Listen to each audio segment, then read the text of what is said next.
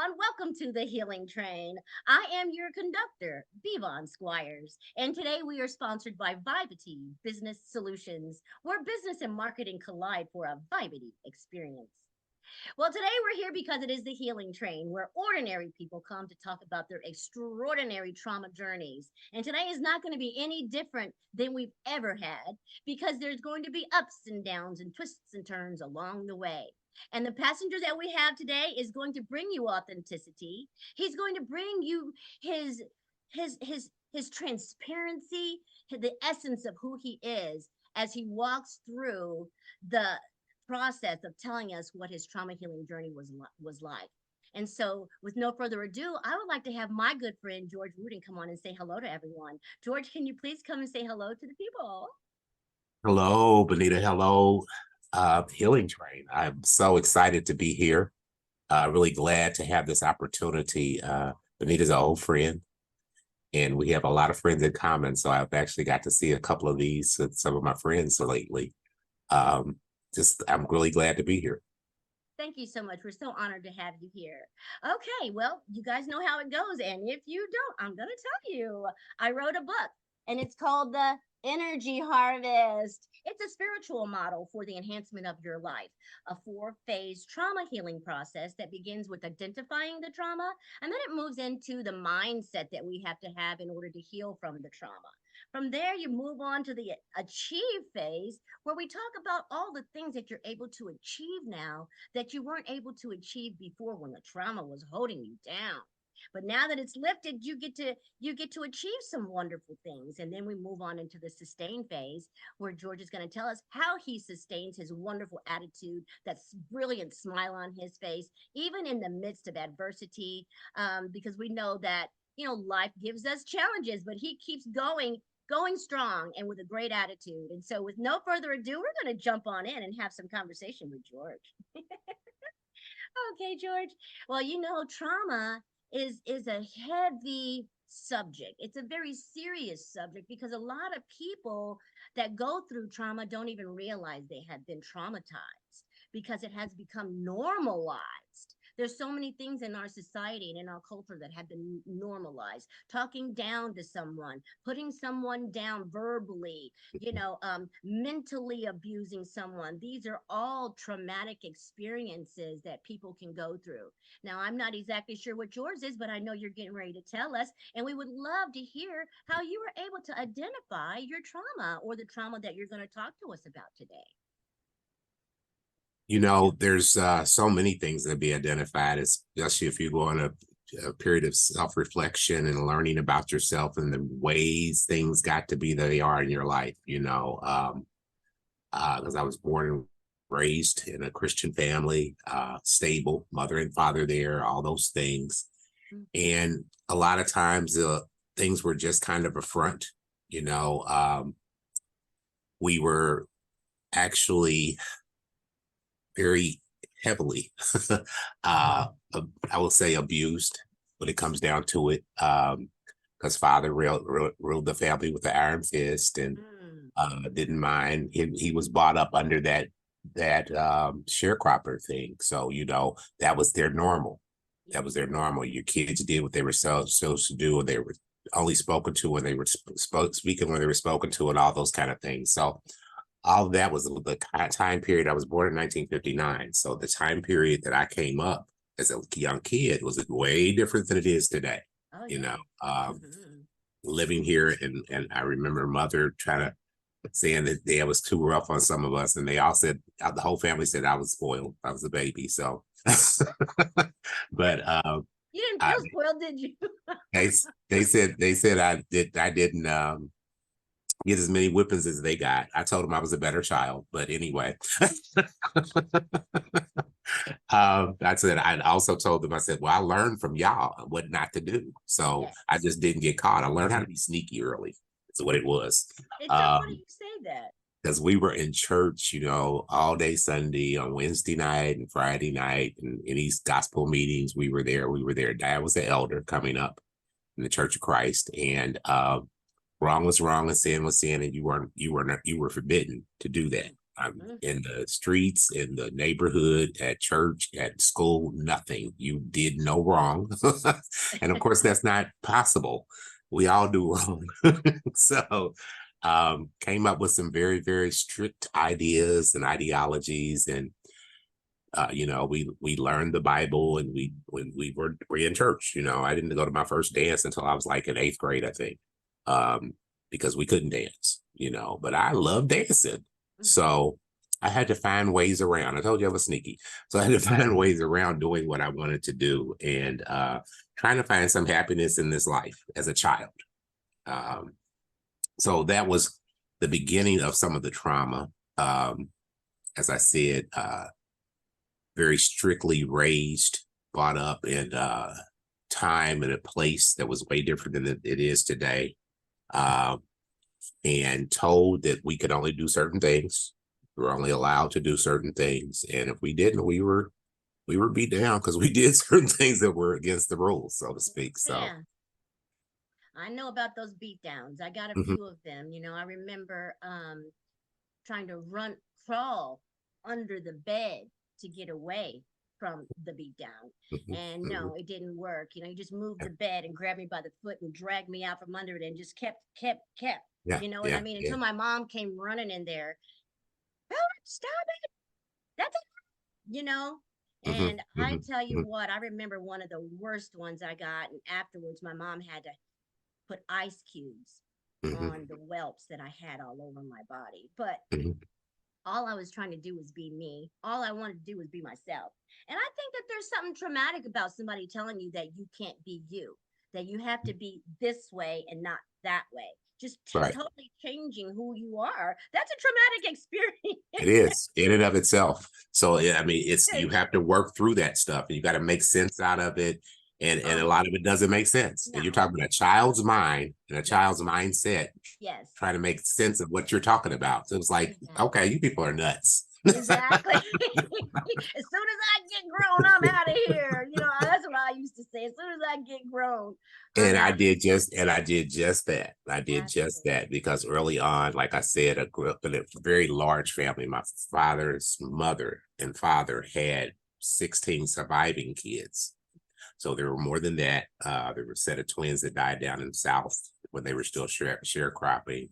Grandpa had to kind of skedaddle out of Louisiana because there was a man that was killed, and he killed him, but the reasoning behind what was going to happen was going to be really devastating. So he kind of snuck his family out of Mississippi and Louisiana for sharecropping, and that oppressive thing that was sharecropping, because they always made sure you still owed them, no Oh, matter how much work you did.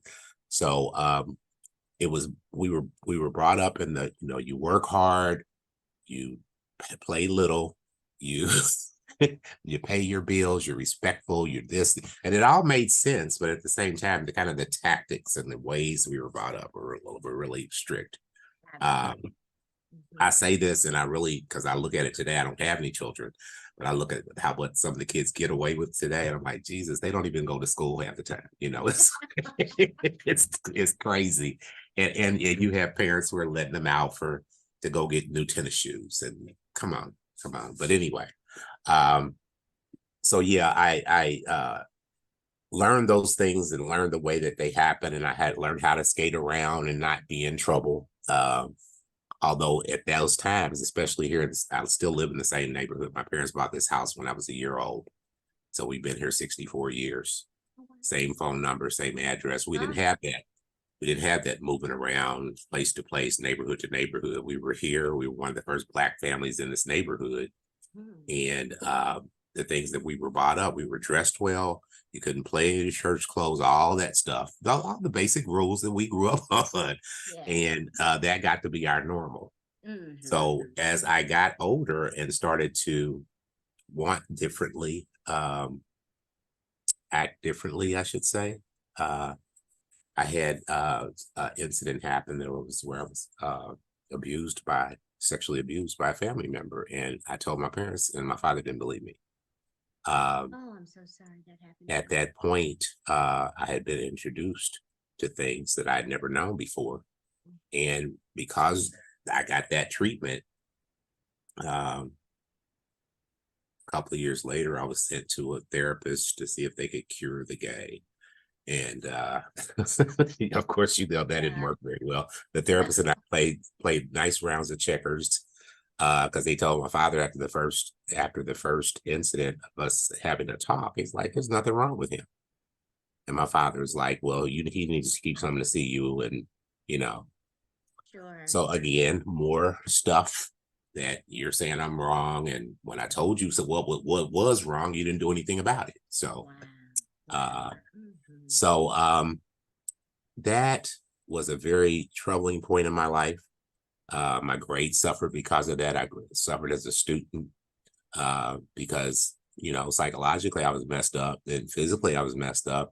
And then you're not protecting me, and you're not really letting anything better happen, but you're still trying to blame me as a child. Oh, wow. So all of that being very traumatic, of course, I started turning to like alcohol and marijuana at that time. Uh, Sure. Early teen years, preteen, Mm. teenage years, Mhm. before high school. Yeah. Oh, Um, wow. and that was gateway into a lot of other stuff happened later. Sure. But that was my first escape.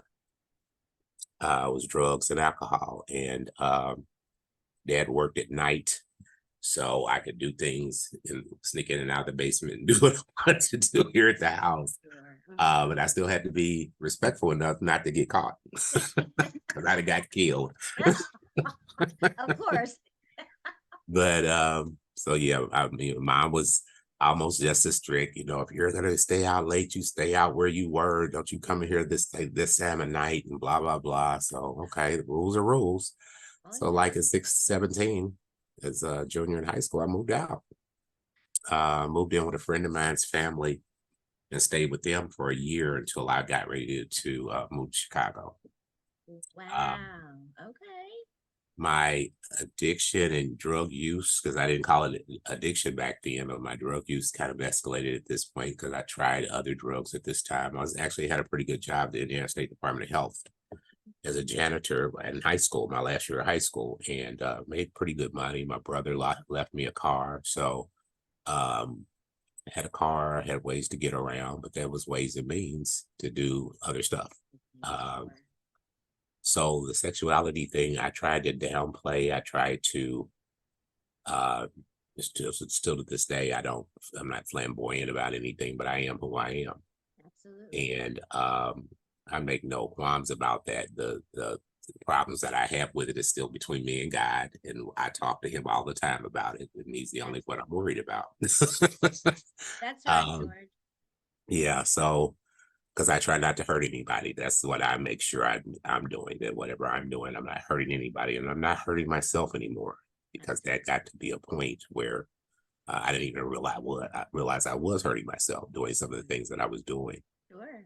You were trying to But escape the feelings, you're trying to yeah, escape the yeah. feelings, push back the anger, push back the shame, the guilt, all of that. And without having the coping skills, what else could you do but turn to an escape, an escape. And that's So what it I was. mentioned dancing earlier, Yes, you and did. I sang and danced.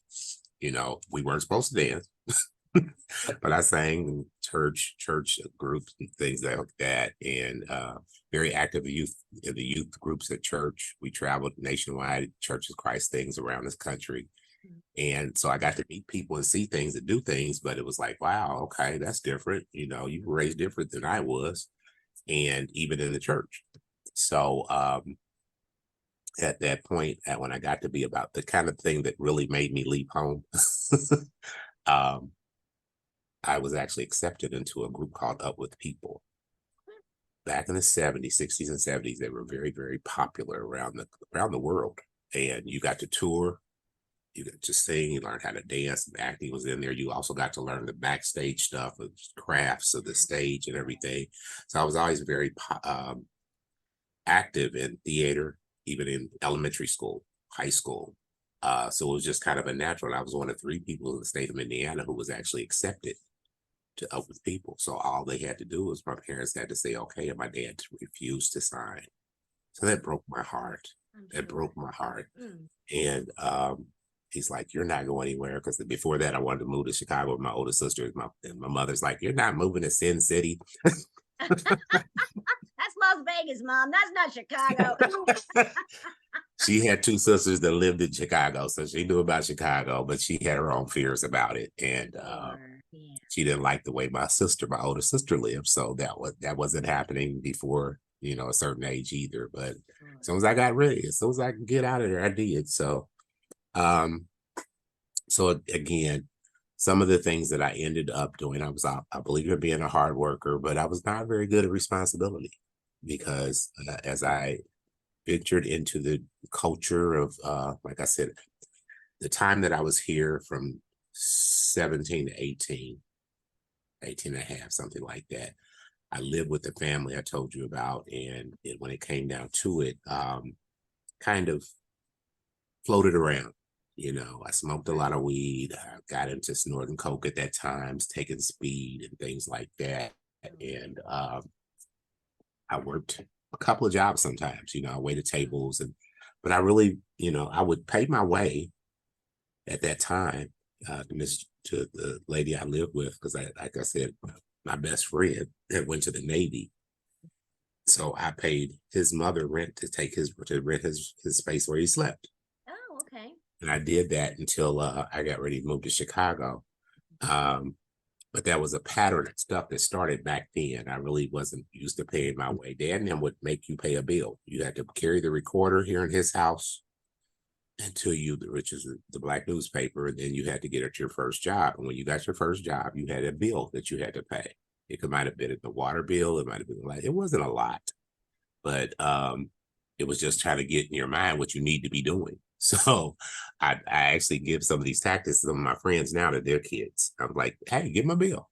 Yeah. It's not a bad idea when it comes down to it. They're going to need to learn how to do these things. So responsibility. Yes.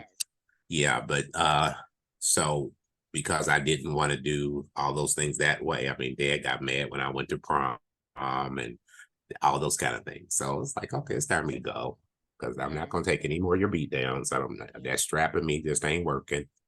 I wouldn't dare raise my hands to him because he probably would have killed me. Yeah. It's time to go now. It's time to go now while I'm still alive. You did not talk back to your parents when I was coming up, all that stuff. No. If you wanted to keep your head on your shoulders. So yeah, that couldn't go. So actually, like I said, I was bored here in Indianapolis. I had been wanting for a couple of years before that to move to Chicago because my older sister lived up there. Right. And as I said, my mother was stone against that. And so when I got old enough and had the means, I went home. I was still kind of very, very irresponsible. I remember the car I told you that I got from my brother was a 1973 Cougar, black on black with leather seats. Ooh. And we're talking about 78. So it was not Nice. old of a car. And basically he had paid for the car. He actually sold it to me for $1, so I wouldn't be scared. So I wouldn't have to pay a whole lot of money in inheritance tax or gift tax. Yes. And I wrecked that car right before I left for Chicago. My father actually, when my brother first gave it to me, my father was like, "You are not moving that car until you get insurance, you get the plates on it right in your name, all those." I had to go by the rules. Yes. So I did that, but I messed around and let my insurance lapse right when I had the accident. I was on my way to head, but I had to go get me some weed first. Woo-wee. And that's when I had the accident. So, learning lessons and creating bad habits. Instead of me going and taking care of business first, I had to go take care of the other side. Absolutely. You had to have that escape from all that trauma. I understand, George. And I'm talking about, because I told you I started smoking weed like when I was 13. So, it was like, of course, I didn't do it here at the house, but I would walk up and down Clifton smoking me a joint. Sure. Yeah, I know that's right. But you know what? I am so happy to actually hear your story because I never really knew the intimate details. Like I said, we have been friends for a long time and we've spoken about all kinds of intimate things, but I didn't know this part. And so thank you so much for sharing that with us here today. Thank you for your transparency and your honesty. You know, now that we've talked about the trauma and the many ways we were traumatized and maybe even traumatized ourselves, through our patterns and behaviors. But there had to come a point where you were able to say, okay, this isn't what I want anymore. I want to heal myself. I want to be healed from this trauma. And so, what was the mindset that you had to adopt? Now, for me, I had to adopt a mindset of forgiveness. Forgiveness. I had to forgive the person that harmed me. I had to forgive myself for the things I may or may not have done to cause that on myself. But I don't think I caused any abuse on myself. You know what I'm saying? But in Right. somebody else's mind, they can say it's your fault. But I know it Mhm. wasn't my fault. But I had to be able to forgive all the way across the board before I could move forward. And it wasn't until I was able to forgive that I stopped actually longing for the relationship that I was never able to have with my father. I always wanted a relationship, but we just could never get it together. You know what Mhm. I'm saying? And so once I finally forgave him, then I was able to take the helm of my own life and stop looking back Yeah. to try to connect. I could now Yeah. move forward in my own lane with my own beliefs, with my own, everything. I'm responsible for myself, paying my bills, doing all those things. I can make decisions for myself now, and so that's what I did. Now for you, what was the mindset that you had to adopt in order to move forward and heal from the trauma? At the end of a lot of the madness that ended up being active addiction. Because at times when I was up in Chicago, I'd work two jobs. I always kept me a job, if not two. Waited tables, bartended, a hustled, this, that, and the other. And but always mindful that I didn't want to go to jail. Hmm. That's not the place for me. Um, You had some and I boundaries. and I basically really didn't do stuff that crooked when it got down to it, you know. Um, but because I had friends that did go back and forth, and cousins went back and forth to prison and jail and different things like that. That's not my story, and I couldn't do it. Right. Um, but because I had fear of, reprisal from the things that were going to happen if I did those things. So Hmm. I didn't mind working two jobs to get what I wanted, and I might not have been paying rent where I lived when I was living with my sister or one of my roommates. And it was about the party. So at the end of the party, though, because the party took me to some very dark places, Yeah. at the time that I ended up at the bottom of my um, addiction, at my bottom. Um, I was homeless, jobless, penniless, and my parents told me we'll move back home. My father had had cancer. Some stuff had gone on in the family as far as getting older, realizing the human condition of myself, my parents, brothers and sisters. And I came on back home to get clean.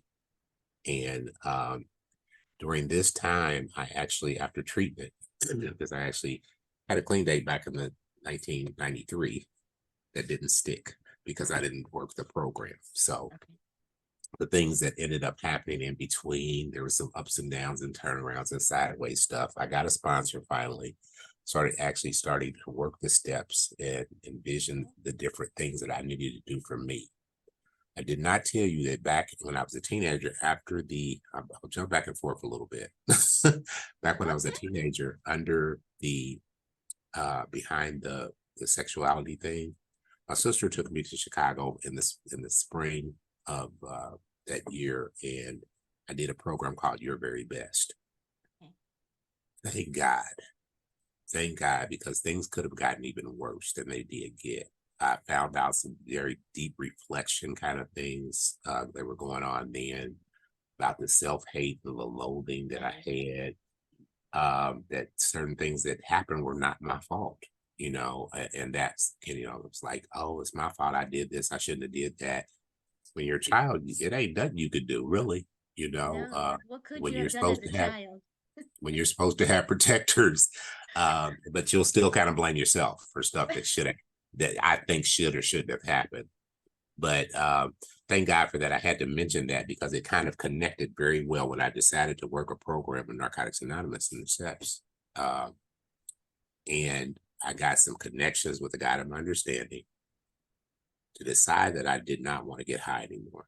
That was the decision when I help people today. Hey, you have to make up your mind because everybody else can want it for you.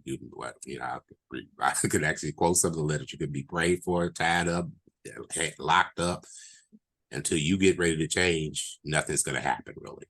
So, or you'll be left to the circumstances of what you do.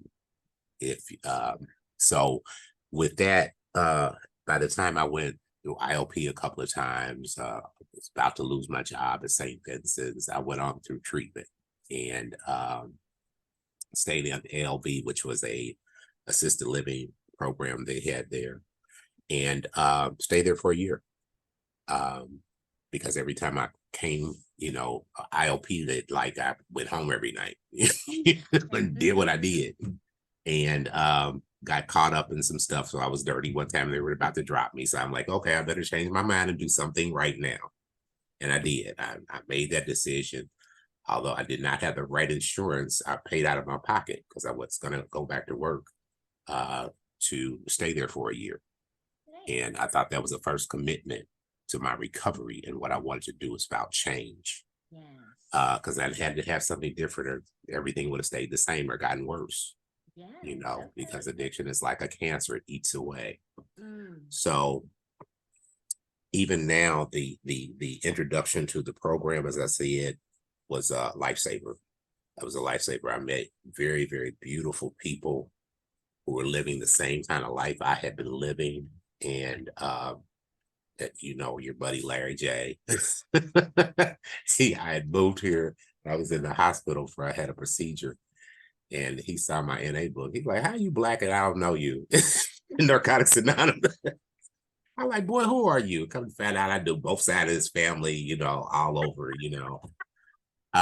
But we became very close friends at that time, and still a friend to the day, But yeah, seeing other people on the road to recovery and self-realization and wanting more and wanting different has been a big boost for, hey, I can do it. If they can do it, I can do it too. That's part of the recovery program when it comes down to it, because I do know people like you who have done so many wonderful things with their lives, and reconnected with some of the people from my past who are also doing fantastic things.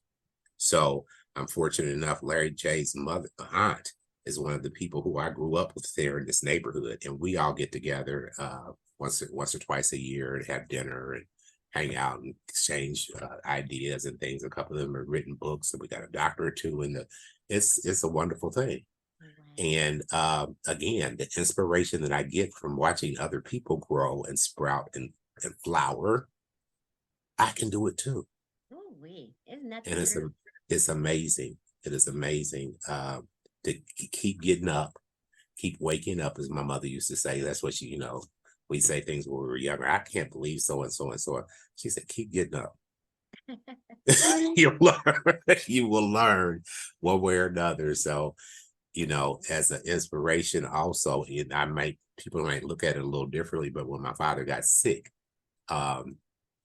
it really kind of opened my eyes to, like I said, it's a human condition again. How he softened as he got older, and we were able to talk, and I was able to forgive him for some things. My mother and I still kind of had a battle after that, because she still thought, things should be perfect. And I'm like, nothing's perfect in this world. And I'm certainly not. I'm not trying to be. Yeah, absolutely. Try to get better. I'm trying to get better. Not perfect. Better, but not perfect. It's not attainable. Not from this, not the human condition. So as I went on to work on my family life, because I'm not married, I'm not partnered. Right now, I take care of my mother. Took care of my father till he died. Take care of my mother, who has Alzheimer's dementia. And the things that we learned even out of that, is humbling. I sit here today, I told to you earlier, and I took off today. Cried my eyes out earlier. Just needed that cleansing. Just needed that cleansing, because sometimes you be strong for everybody and you physically moves her, because some of them cannot do that. My sisters, some of the other caregivers are all women. So several times I love my boss, because he's let me leave the job to come home to pick mom up off the floor. those type of things. Another So trauma. yeah, yeah. So, but like I said, still going through trauma Mm-hmm. because of Alzheimer's dementia. Seeing my father die from cancer. My oldest brother also had Alzheimer's dementia, who passed last year, the year before last. I'm sorry, it's 2 years ago now. But so that's a ugly. Those are ugly diseases. Cancer. I know. I'm sure there's no pretty diseases, but No. um, to see stuff that I have no control over, Yes. to be okay that Powerlessness. I know God has that taken care of. I don't have any calling shots in that, but when I say I'm going to do something today, the program Narcotics Anonymous and the love and care of my church family and the other people that I've learned from and I'm around. My minister is a recovering addict, so I'm all right. So whatever whatever you look at, you can point at the Bible, you can point at other books that have been read. God knows. My God knows exactly what I go through, what I can stand, what I can't stand. Absolutely. There's no breaking points when it comes down to it because I'm 64 and God knows through all the stuff that I've been through physically myself, I'm very healthy. Be 65 in less than about a 30 something days. I'll be 65 years old. I'm getting ready for that part too. Yes. It's like, because people ask me, were you gonna lady's gonna sign me up for Medicare? Is actually a good friend of mine. She's like, are you gonna retire? I'm like, no. I'm still healthy. Retire for what? I've seen so many people, retire at 65 and then go back to work or figure out they couldn't do it all the way they wanted to do it and all those kind of things. I'm like, no, I'm just gonna make it make sense. And Yes. as long as I've got mother to take care of and this house to take care of, because I take care of the house, help my sister take care of the house now. Mhm. We've had a furnace put in and air conditioner went out, so had to replace all that and had some other work done on the house. So it's always something, but that's just like life. Yes. Always something going on. We talked about some stuff earlier with the house. We had some Absolutely. Yeah. foundation work and different stuff like that. So Mhm. it's like an ongoing project. Life is an ongoing project, and I try to do the best that I can to make sure that I get the best possible cost and make sure it's, hey, if you give me a better deal and I look up your Better Business Bureau report and it's not bad, we'll probably go with you. Okay. Okay. Because I Oh, have the pleasure of having my other sister and I have our guarantors over my mother's business. So the house is still in her name and all those things, but we take care of her bills and manage her accounts and all this kind of things. It was a mess trying to get her on Medicaid, but we think we're almost there. oh my goodness. I sure hope that goes smoothly for you. I know any kind of all those federal programs can be so convoluted and frustrating and confusing, but I think they have like a rep line where you can call and get a rep to help you walk through all of those different sections and all of that, answer all the questions and stuff. You are doing such a great job today. I just really appreciate you being here, just telling us everything about what is possible for someone who grew up in a strict home, with a father who ruled with an iron fist, and a mother who supported him wholeheartedly, and a child who who was harmed, and they didn't believe you. There's somebody out here who's watching this today who has just gone through that. They just went through that, George. Something just happened to them, and they went to their father, and their father didn't believe them. And so now here you are showing that, yes, you can still go through that trauma, go Yeah. all the way through a whole, years of trauma responses where the self-loathing causes you to re-traumatize yourself. Mhm. And then you find your way in a whole new city, and then, you hit your bottom and you say, no, this is not going to be my life. I Mhm. want something new, something better. And God gave you that. And now you're able to take care of your mother and be there as an asset to your family. That is a beautiful thing. That's something that you should feel so proud about, because not everybody makes it to that point, George. You know as well as I do. You know, some people have not made it that far in their life. Some people never got a chance to make it to the bottom. Their bottom was done and out. You know what Mhm. I'm saying? They never got a chance to recover from that disease. And I'm just so happy and so proud to know you, and just to be able to see that glow on your face, and just to hear all of the wonderful things that are going on. Thank you so much for showing us what is possible, because that's what we do here on the Healing Train. We show people what's Right, right, possible. right. And Yes. so as we continue to move forward, you know, I could talk to you all night, but we got to keep it moving, right?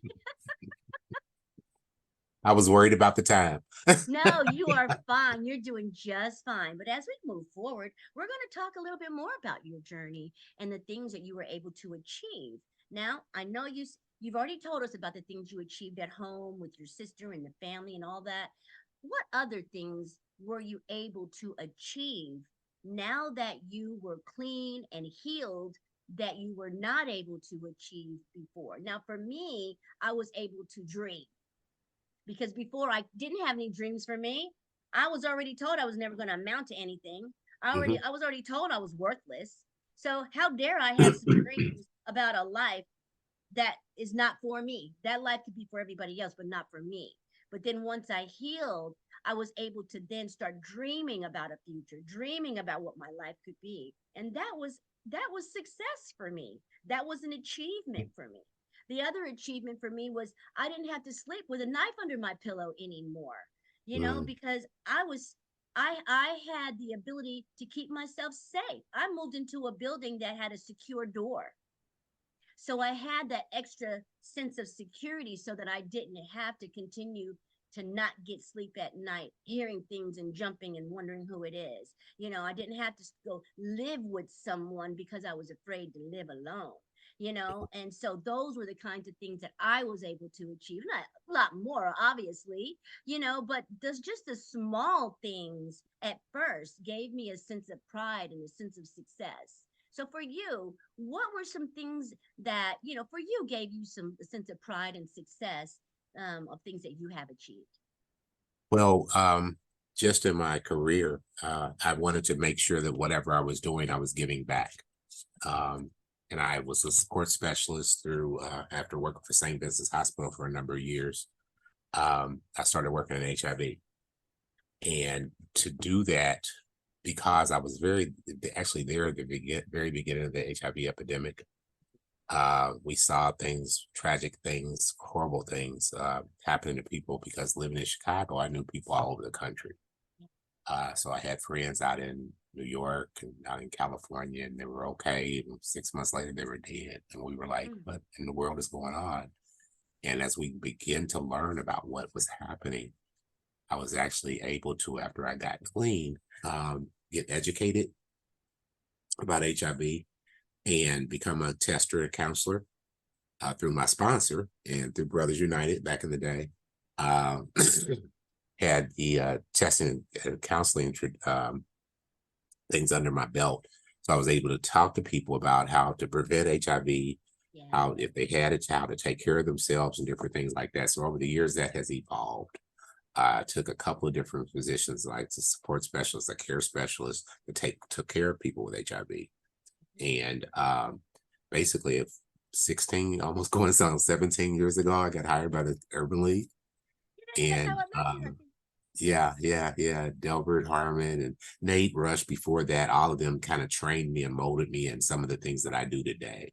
Mm-hmm. And I've spoken on podcasts and around the country about this kind of stuff, the things that need to be talked. So I go into right now, I go into prisons and jails and rehabs and homeless shelters and people anywhere per person might be at high risk for HIV, especially in Black and Brown communities. So Yes. we always have a Spanish speaking tester as well as a couple other testers, and we're able to try to get the community at large, try to affect the viral load for HIV here, to have people be on PrEP and the different kinds of. So we're learning too. We're learning to learning to teach other people how to take care of themselves. And like I said, I've seen everything, because HIV is probably one of the only things, diseases wise, that a person still kind of is looked down on because they have it. Although people are born with HIV, and rape Right. victims come down with HIV, and all kind of things that are Absolutely. not their fault. Not their So it's like, yeah, get out of that stigmatization kind of thing. And we learned about that too. Don't stigmatize people when you're trying to give them help. Don't bring them to your office and stigmatize them. Yes. Well, we have trained the trainers, so to speak, and train the Yes. caregivers Uh-huh. to know that you can't do that, No. and there will bring down the gauntlet on you if you do it.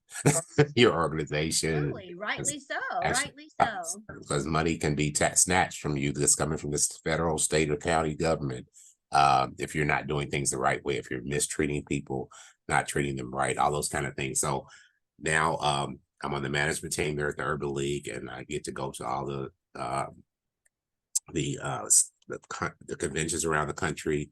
I have been there for, like I said, going on 17 years now. I'm on the management team, and I help to shape the Special Population Support Program group. We're trying to get some other funding so some other things could happen, because some of that has moved up and down and back and forth as money's lost and money comes along and whatever else. So we work very closely with a lot of the different organizations around the city and the state and around the country, because we learn from each other. The Sure. things that work well in Houston and Baltimore and California and Chicago, we can take on some of that and make it try to work for us and our people. So Absolutely. I like that about the Urban League, because down in Florida, they're really big on senior housing, because they have all those people down there retired. so Yes, so exactly. each entity of the Urban League does what it does where you are locally. So we got 3 of them here, and then they turned around and got the African American Quality of Life Initiative funding from Eli Lilly. And people were like, "Oh, well, Urban League's got $100 million." No, we don't. That's not our money. It's to help the African American community. So I love the fact that we're living our mission. Wow. We're living our mission, and we're helping people and helping the community at the same time. So that all the leadership of Tony Mason, who is our CEO now, learning how to help. And he's, he came from the NCAA and helped with the Super Bowl experience that it was here. So he's got some fantastic ideas, and some of the things that he's done. We've grown leaps and bounds there at the Urban League since he's been there. So I'm hanging on and Great. seeing what else I can learn. And we're going to New Orleans in July. And Wait, oh yeah, that is oh yeah. exciting. That is so exciting. I know, I used to work for the Urban League, Mhm, mhm, and I was a tester and a counselor, and I mhm, drove the big RV.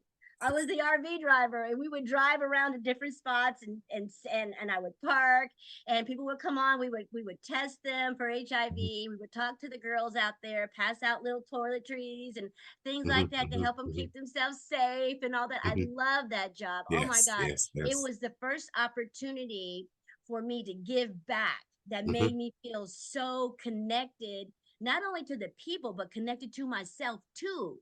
Because Yeah, I didn't yeah, know that yeah. I had that kind of heart on the Mhm, inside, mhm, but mhm, it mhm. revealed that heart to me about myself. I Again, love it. what I said about flowering earlier, when you grow things and you Mm, find out that a plant you've had for a while and you call it yourself taken care of, when you turn around and put it under a little light, it flowers. It grows. It could be, it'll get to the point where you need to repot it, because it just grows. I saw several plants that we saw here locally when I went to Hawaii several years ago that just grow wild down there, oh yeah. because they don't need the winter time to be taken in and all that kind of stuff. So it's Yes. all about how you take care of it, how you maintain it. And that's what this life is about too. It's You true, know, George. the way that I end up uh the doors that end up opening. I got to be on the I'm on Ryan White now. I'm and I'm actually part of priority recess allocation committee. So we do a lot of things with funding that has to be moved around and where it needs to go, and where the most important thing to make sure that the clients are taken care of, because it's always Sure. client centered. And Yes. I will sit there with doctors and scientists and say, no, that's not the way it's supposed to go. You know, I know you got the education, but we're talking about people who are living with. Yes. There's some things that are happening and not happening that need to happen, and we need to bring that to the forefront. We're not talking about your agenda, you know. because sometimes they don't like to be told that kind of stuff, but that's what I'm there for. Absolutely, because that Mhm, practical, it's the mhm. practical part about it that they miss. You know, the clinical education and knowledge is great, don't get me wrong, Right. but I'm telling you, it has to be paired with some practicality. There has to be Hmm. someone there with a pragmatic idea or outlook about the situation, you know. But well, thank you so much for telling us all about the things you've achieved and reminding me of how much I loved my job at the Urban League. You have to tell everybody there I said hi, Miss Tanya, I and all. will. I will. I will. I will. Okay. Well, guys, we are here with George Wooten, and he is doing such a wonderful job sharing his journey, his extraordinary journey, should I say, through his trauma healing. And we've just finished the achieve section, and now we're getting ready to go and to see how he sustains all of that wonderful momentum and how he keeps that smile on his face, even though he cried today. That's Yeah. okay, because we know Yeah. that weeping may endure for the night, but joy always comes in the Comes in morning. the morning. So Yes. Yes. tell Yes. us, please, George, how do you look at that smile, guys? Can you see? Can you believe that smile was crying earlier? I can't even see it. I can't. But Yeah. thank you so much for sharing yourself with us. Now tell us how you sustain all that. Ongoing recovery is a big part of it. My home group just celebrated 32 years, and I've been there going on 27 altogether. It's been my home group. We Oh, moved to the church that I go to over in Fall Creek uh, about 24, 25 years ago. And I've got the keys. I'll open up the building every Monday night, and that is my home group. And I am it's a joy to be part of that home group. You know Delbert, you know several of the people who are part of that home group. And we're a close-knit family. Pray for Delbert, pray for Barbara T as well. You guys pray for James H. All of us are getting older and going through things like that happen in life. So some stuff going on. So but it's nice to be able to be there for other people. You know, like I said, besides my mother, I help to take care of my mother, but my older sister is here and we help to take care of each other. You know what sure. I'm saying? Mhm. Because none of us are spring chickens, as the old saying goes. Sure. And look, they still call me the baby, but I'm about to turn 65. So it's like whatever. But so yeah, the ongoing with like I said, my recovery journey, I still work the steps. I still work with men and women across the fellowship. So it was a wonderful experience with it because of the pandemic. It opened up to people I probably never would have met before. Because I don't get to go to a lot of world conventions and stuff, but when it comes down to it, and I don't make a lot of money, so I don't get to travel like I'd like to.